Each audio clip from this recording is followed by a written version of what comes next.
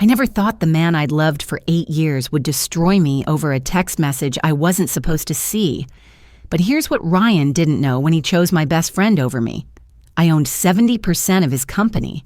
And when he brought her to my office thinking he was showing off his success, I walked in with a smile and fired them both.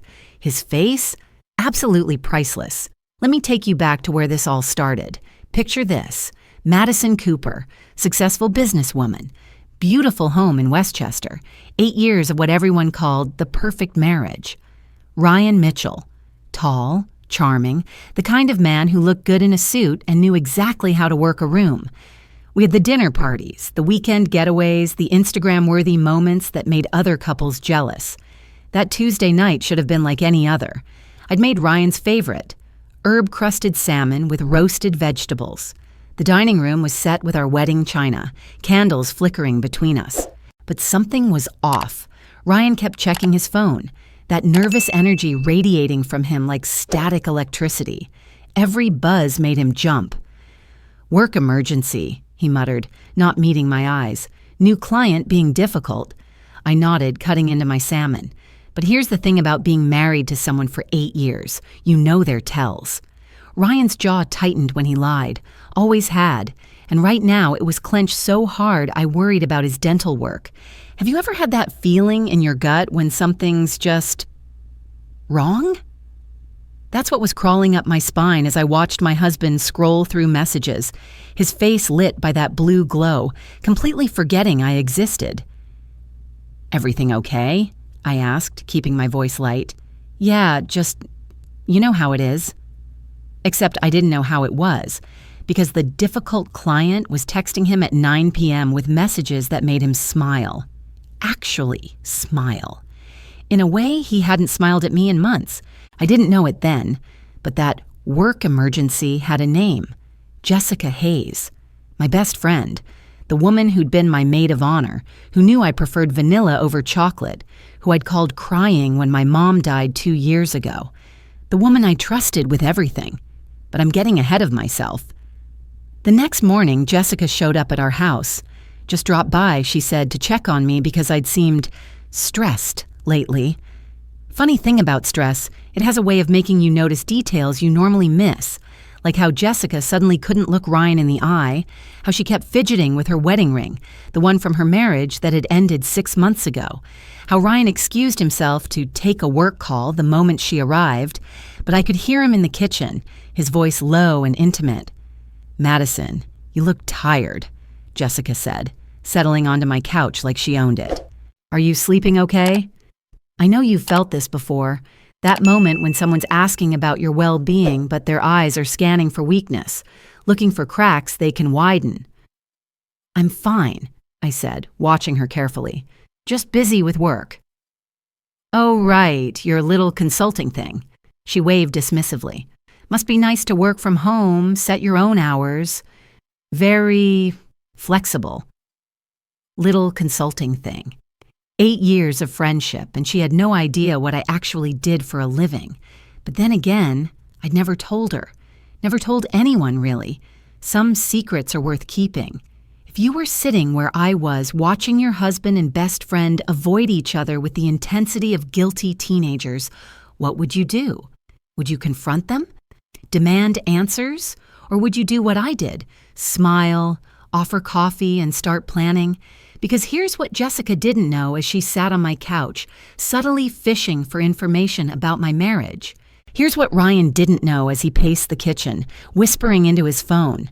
I had resources they couldn't even imagine, and I was about to use every single one of them. That afternoon, I made a phone call. "Marcus, it's Madison. I need a favor." Marcus Hendricks, private investigator, former FBI, and the most thorough man I'd ever met. We'd worked together on several business deals where due diligence meant the difference between success and disaster. If there was dirt to find, Marcus would find it. "What kind of favor?" His voice was gravelly, professional. "The personal kind, my husband and my best friend. I need to know what I'm dealing with." 3 days later, Marcus handed me a manila folder that would change everything. Hotel receipts, credit card statements, photos, text message screenshots that made my stomach turn. Ryan. She's working late again. We have the whole evening. Jessica. Perfect. I hate sneaking around, but she's so naive. She has no idea. Ryan. After the promotion goes through, we can figure out our next move. Jessica. You mean when you finally leave her? Ryan, I'm tired of being the other woman. Ryan. Soon, babe. Once I get that partnership locked down, I won't need her connections anymore. Her connections. My connections. As if everything I'd built, everything I'd achieved, was just some network he could exploit and abandon. But here's the part that really got me. The message that made my hands shake as I read it. Jessica. She thinks we're friends. It's almost sad how trusting she is. Ryan. Madison's always been naive about people. It's what makes her easy to manage. Easy to manage.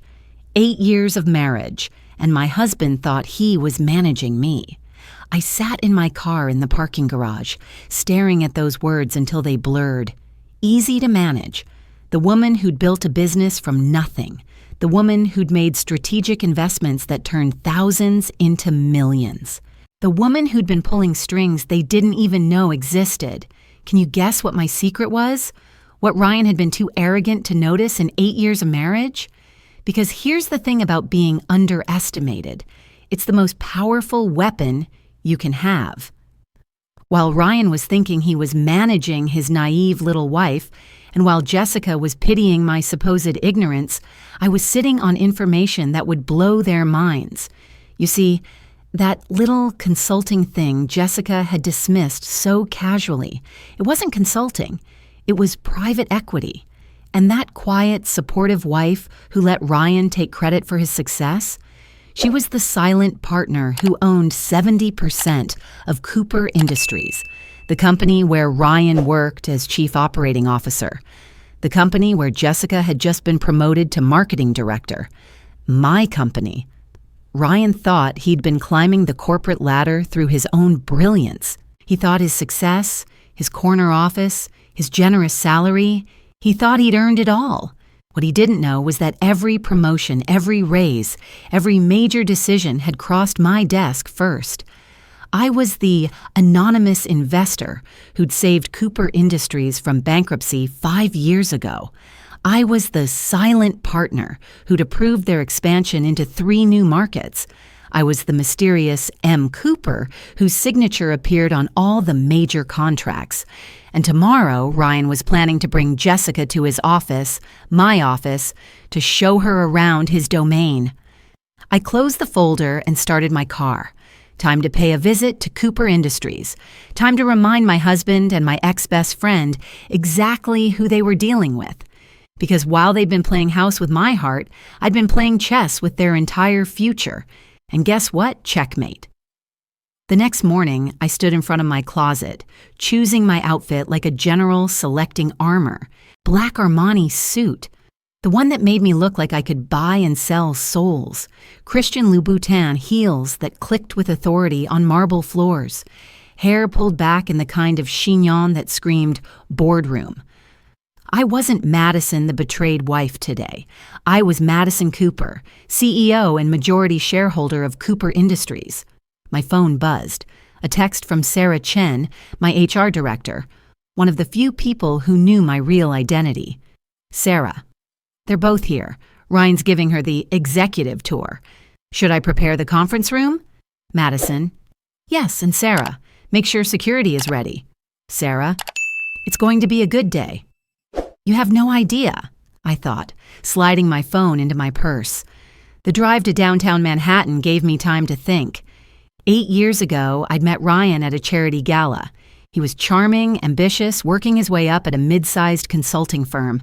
I was already successful, but kept my business interests private, partly for security, partly because I'd learned that money changed how people treated you, and I wanted to be loved for myself, not my bank account. Ironic, isn't it? I hid my wealth to find authentic love, and he fell in love with what he thought was my authenticity while secretly planning to use and discard me. Cooper Industries occupied floors 15 through 22 of a glass tower in Midtown. I owned the building too, but that's another story. As I walked through the lobby, past the marble fountain and the original Picasso sketch I'd purchased last year, I felt the familiar thrill of entering my domain. "Good morning, Ms. Cooper." The security guard nodded. David Martinez, former Secret Service, personally vetted by me. He knew exactly who I was and why I was here. "Good morning, David. Are our guests behaving themselves?" His smile was grim. "They're certainly enjoying the tour, ma'am." I took the private elevator to the 20th floor, the executive level. Through the glass walls, I could see Ryan's office, his office, the one with my name on the deed, my signature on the lease, my money paying for every piece of furniture. And there they were, Ryan in his best suit gesturing grandly at the city view like he owned it. Jessica, in a red dress I'd helped her pick out last month, looking appropriately impressed as he played the successful executive. "The company's been expanding rapidly," I heard Ryan saying as I approached. "We just closed a major deal with the Singapore office. I've been instrumental in our growth strategy." Instrumental in our growth strategy. The growth strategy I'd written, the Singapore deal I'd personally negotiated, the success he was claiming credit for while planning to leave me for my best friend. "It's so impressive, Ryan," Jessica cooed, running her finger along his desk. "You've built something amazing here." Built something amazing. With my money, in my company, using my connections and my strategic plans. This is the moment, I realized. This is when everything changes. I pushed open the glass door to what Ryan thought was his office. "Good morning." The temperature in the room dropped about 20 degrees. Ryan spun around, his face cycling through confusion, shock, and something that looked like terror. Jessica froze, her hand still on his desk like a child caught stealing cookies. "Madison?" Ryan's voice cracked. How did you get past security?" I smiled, setting my purse on his desk with deliberate care. "That's an interesting question, honey." Jessica found her voice first. "Madison, I can explain." "Can you?" I turned to look at her, and something in my expression made her step backward. "Please do. I'm fascinated to hear your explanation for why you're in my husband's office wearing the dress I helped you buy, while I have photos of you two leaving the Ritz-Carlton together." Ryan's face went white. "Madison, listen." "Oh, I've been listening." I walked around the desk, my desk, though they didn't know that yet, and sat in the leather chair. "I've been listening to a lot of things lately, phone calls, text messages, private conversations where you discuss how naive and easy to manage I am." The silence stretched between us like a wire about to snap. I could see them both thinking furiously, trying to figure out how much I knew, how much they could still salvage. "How did you even get in here?" Ryan finally asked, a note of desperation creeping in. "This is a secure building. You can't just walk into my own company." The words hung in the air like a bomb waiting to explode. Ryan blinked. "You're what?" I stood up and walked to the window, looking out at the city I'd conquered while they'd been playing their little games.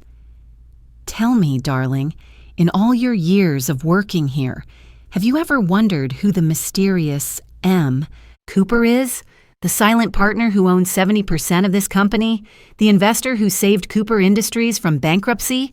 The person whose approval you need for every major decision?" I turned around, and the look on their faces was worth every moment of pain they'd caused me. "Surprise," I said softly. "You've been working for me this entire time." Jessica's mouth opened and closed like a fish gasping for air. Ryan's face had gone from white to green, and I could see him doing the math, realizing what this meant for his career, his future, his entire life. "That's impossible," he whispered. You do consulting from home. You don't have that kind of money." "Don't I?" I pressed a button on the desk phone. "Sarah, could you come in here, please, and bring the organizational chart?" Sarah Chen appeared in the doorway 30 seconds later, immaculate as always, carrying a leather portfolio. "Good morning, Miss Cooper. Mr. Mitchell, Miss Hayes." "Sarah," I said pleasantly, Could you please explain to my husband and Ms. Hayes exactly who signs their paychecks? Sarah's smile was professional ice. Certainly. Madison Cooper is the founder and majority shareholder of Cooper Industries.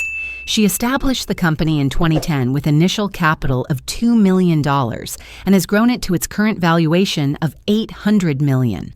All executive salaries, including those of Mr. Mitchell and Ms. Hayes, are approved by Ms. Cooper personally. The portfolio hit the desk with a soft thud. Sarah opened it to reveal organizational charts, stock certificates, and incorporation documents, all bearing my signature, all showing my ownership. "Every promotion you've received, Ryan," I said conversationally. "Every raise, every bonus, I approved it. That corner office you're so proud of, I chose it for you. The company car, the expense account, the partnership track you think you're on, all me." Ryan sank into a chair, the full weight of the situation crushing down on him. "Madison, I didn't know. If I had known, you would have what? Treated me with respect? Been faithful? Or would you have just been more careful about covering your tracks?" Jessica finally found her voice. "Madison, please, let me explain. It's not what it looks like." "Really?" I opened my purse and pulled out a tablet, swiping to a video file. "Because this looks pretty clear to me." The security footage played on the screen. Ryan and Jessica in his office, my office, 3 days ago, kissing, his hands in her hair, her pressed against the desk where I was now standing. "Or maybe you'd prefer the audio from your lunch at Le Bernardin last week?" I swiped again. "The one where you discussed your timeline for leaving me, where Jessica talked about how pathetic it was that I trusted both of you?" Ryan's career flashed before his eyes. I could see it happening. 8 years of climbing the corporate ladder, and he'd just realized he'd been climbing a ladder I owned. "Please," he said, and his voice broke on the word. "Madison, please. I made a mistake. I can fix this. We can fix this." "Oh, we're going to fix it," I said, standing up and straightening my jacket. "Sarah, could you prepare termination paperwork for Mr. Mitchell and Ms. Hayes, effective immediately, cause violation of company policy regarding workplace relationships and breach of fiduciary duty?" "Already prepared, Ms. Cooper." Sarah placed 2 envelopes on the desk. "Security is standing by to escort them out." The look on their faces, pure, undiluted panic mixed with disbelief, was better than any revenge fantasy I'd ever imagined. But here's the thing about revenge. Sometimes, when you're holding all the cards, when you have the power to destroy someone completely, that's when you discover what kind of person you really are. And as I watched my husband, soon-to-be ex-husband, and my former best friend realize that their entire future had just crumbled, I had to ask myself, was this justice? Or was I becoming someone I didn't recognize? The answer to that question would change everything. The silence in that office was deafening. Ryan stared at the termination papers like they were his death sentence. Jessica had gone so pale I wondered if she might faint. And me? I stood there holding all the power, all the cards, watching 2 people I'd once loved more than anything realize their lives were about to implode. But here's what I didn't expect: the hollow feeling in my chest, the voice in my head asking, "Is this who you want to be?" "Madison." Ryan's voice was barely a whisper. "Please, I know I screwed up. I know I hurt you, but destroying my career won't fix our marriage." "Our marriage?" I laughed, but it came out bitter. "Ryan, you've been planning to leave me for months. Jessica's been my best friend for 15 years, and she called me pathetic for trusting you both. What marriage are we talking about?" Jessica stepped forward, tears streaming down her face. "Madison, I never said you were pathetic. That audio, it's taken out of context. I was defending you." "Stop." I held up my hand. "Just stop lying. I have 6 months of evidence. Hotel receipts, text messages, security footage. You two have been planning this whole thing like it was some kind of corporate takeover." Sarah cleared her throat. Miss Cooper, security is ready when you are. And that's when it hit me. 6 months. I'd known for 6 months and done nothing. I'd watched them, gathered evidence, built my case like it was a business deal. While they were falling in love or lust or whatever this was, I'd been playing chess with their lives. What did that make me? Actually, Sarah, I said slowly, give us the room. She looked surprised but nodded. I'll be right outside. The door clicked shut, leaving the three of us alone with 8 years of history and betrayal hanging in the air like smoke. Here's what you don't understand, I said, walking around the desk to face them both. I didn't just stumble onto your affair yesterday. I've known since October. 6 months, Ryan. 6 months of watching you lie to my face, watching Jessica hug me at dinner parties while texting you about hotel rooms. Ryan's face crumpled. 6 months? Madison, why didn't you say something? Because I wanted to understand. I wanted to see how far you'd go, how long you'd lie, whether either of you would find a conscience and tell me the truth. I sat on the edge of the desk. Spoiler alert, you didn't. Jessica wiped her eyes, smearing mascara across her cheeks. So what now? You destroy us both and feel better? That was the plan, I admitted. Fire you both. Blacklist you in the industry. Make sure everyone knows exactly what kind of people you are. Classic corporate warfare. Identify the threat. Gather intelligence. Execute with precision. But? Ryan asked, hearing something in my tone. But I realized something this morning. You want to know what the real tragedy is here? It's not that you fell in love with each other. It's not even that you betrayed me. I stood up, pacing to the window again. The city stretched out below us, millions of people living their messy, complicated lives. The real tragedy is that in 6 months of planning my revenge, I became someone I don't recognize, someone who could orchestrate a person's downfall and feel nothing. The words hung in the air. I could feel them both staring at me. Madison, Jessica said softly, what are you saying? I turned around. I'm saying that maybe you're not the only ones who made mistakes here. Ryan looked confused. What do you mean? I mean, I've been the CEO of this company for 13 years.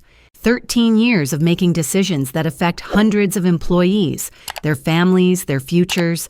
And in all that time, I never once made a choice based on emotion. Every decision was calculated, strategic, designed for maximum benefit with minimum risk. I walked back to them, and for the first time in months, I really looked at my husband. Not the cheating bastard, not the corporate climber, but the man I'd fallen in love with at that charity gala all those years ago.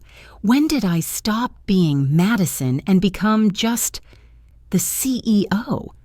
Madison, you're still you, Ryan said, but his voice was uncertain. Am I? Because the woman you married would have confronted you months ago. She would have fought for her marriage instead of building a legal case. She would have screamed, thrown things, demanded answers. I laughed shakily. Instead, I hired a private investigator and planned your destruction like a hostile takeover. Jessica took a tentative step forward. So, what happens now? Now? I sat down heavily in the chair. Now I make you both an offer. They exchanged glances, hope and fear warring in their expressions. You want to be together? Fine. I'm not going to stand in the way of love, even if it's built on lies. I opened the desk drawer and pulled out 2 different sets of papers. But there are conditions. Ryan straightened. What kind of conditions? First, Jessica, you're transferred to our Seattle office. Same position, same salary, but 3,000 miles away from me. Consider it a geographic fresh start. Her face fell. Seattle? But all my clients are here. My life is here. Your life was here when you were my best friend. That life ended when you decided to sleep with my husband. My voice was steady, businesslike. Seattle has a growing market, and you'll have opportunities to build something new, something that isn't built on betrayal. She nodded slowly, understanding she was getting off easier than she'd expected. And Ryan, I turned to my husband. You want a divorce? You'll get one. But it's going to be on my terms. What terms? You resign from Cooper Industries immediately. No severance, no recommendations, no golden parachute. You walk away clean, but you walk away with nothing from me. His face went white. Madison, this is my career. Everything I've built. Everything you built was with my money, my connections, my company. You can build again somewhere else with your own talent. I leaned forward. Unless you're telling me you don't actually have any talent? The barb hit home. Ryan flinched but nodded. There's more, I continued. You both sign NDAs. What happened here stays here. You don't badmouth me, the company, or each other. You move on quietly and professionally. And if we agree to this? Jessica asked. Then in 6 months, if you're both still together, if you've proven this wasn't just about the thrill of sneaking around, I'll give you my blessing. Hell, I'll even come to your wedding. They stared at me like I'd grown a second head. You're not serious, Ryan said. Dead serious. Because here's what I realized while I was planning to destroy you both. I don't actually want to be the villain in this story. I stood up again, suddenly exhausted. I want to be the woman who was strong enough to let go, who was smart enough to know when to fight and when to walk away. Madison. Jessica's voice was thick with emotion. I'm so sorry. I know that doesn't mean anything now, but it means something, I said quietly. Not enough to save our friendship, but something. Ryan was staring at the papers on the desk. What if I don't want the divorce? What if I want to try to fix this? Then you're 6 months too late. I walked to the door. You both made your choice when you decided I was too naive to notice, too weak to fight back, too insignificant to matter. You chose each other over honesty, over respect, over me. I paused with my hand on the door handle. But here's the thing about second chances. They're not about getting back what you lost. They're about becoming someone better than who you were when you lost it. The door opened and Sarah stepped in, reading my expression immediately. Prepare the transfer paperwork for Ms. Hayes, I said. Seattle office, effective Monday, and draw up resignation papers for Mr. Mitchell. What about the termination? No termination, they're leaving voluntarily. I looked back at Ryan and Jessica one more time. Consider it a wedding gift. 3 weeks later, I sat in my real office, the one on the 22nd floor that most employees didn't even know existed, the one with my actual name on the door and my degrees on the wall, the one where I made the decisions that really mattered. My assistant knocked. Ms. Cooper, your 3 o'clock is here. Dr. Elizabeth Chen, no relation to Sarah despite the name, was the best therapist in Manhattan, also the most expensive. But when you realize you've turned your heart into a boardroom and your emotions into quarterly reports, price becomes irrelevant. Madison, she said, settling into the chair across from my desk, how are you feeling about your decision? You mean letting them go instead of destroying them? I mean choosing who you want to be going forward. I'd been asking myself the same question for weeks. Honestly, I feel empty. For 6 months, planning their downfall gave me purpose. It was a project I could manage, a problem I could solve. Now you have to figure out who Madison Cooper is when she's not plotting revenge. Exactly. I swiveled my chair to look out at the city. Do you know what the hardest part is? Tell me. Worry, I keep reaching for my phone to call Jessica. Something funny happens, or I see a dress I think she'd like, or I just want to complain about my day. I laughed, but it came out hollow. 8 years of marriage, 15 years of friendship, and I miss her more than I miss him. That makes sense. Ryan betrayed your trust, but Jessica betrayed your identity. She was your person. My person. I don't know how to do this, Elizabeth. How to be alone. How to be powerful without being cold. How to run a company worth $800 million while still being human. What does being human look like to you? I thought about that for a long time. Making mistakes, feeling messy emotions, caring about people even when they don't deserve it. I turned back to her. Everything I trained myself not to do when I became CEO. So maybe the question isn't how to balance power and humanity. Maybe it's whether you can find a way to be powerful because you're human, not in spite of it. That night, I did something I hadn't done in years. I went home to my empty house in Westchester, the house that suddenly felt like a mausoleum of my former life, and I cried. Not the strategic tears of a wronged woman gathering evidence, not the calculated emotion of a CEO making tough decisions, just grief for the marriage I'd thought I had, for the friendship I'd treasured, for the woman I'd been before I learned to armor my heart with stock portfolios and quarterly projections. My phone buzzed, a text from an unknown number. "Madison, it's Jessica. I know you probably don't want to hear from me, but I wanted you to know. Ryan and I broke up. Turned out, when we couldn't sneak around anymore, we didn't have much in common. You were right about the thrill being part of it. I'm sorry. For everything. Jay." I stared at the message for a long time. Part of me wanted to feel vindicated. I'd called it, hadn't I? But mostly, I just felt sad. Sad for all of us for the mess we'd made of something that should have been simple. I typed back, "I'm sorry too. Take care of yourself in Seattle."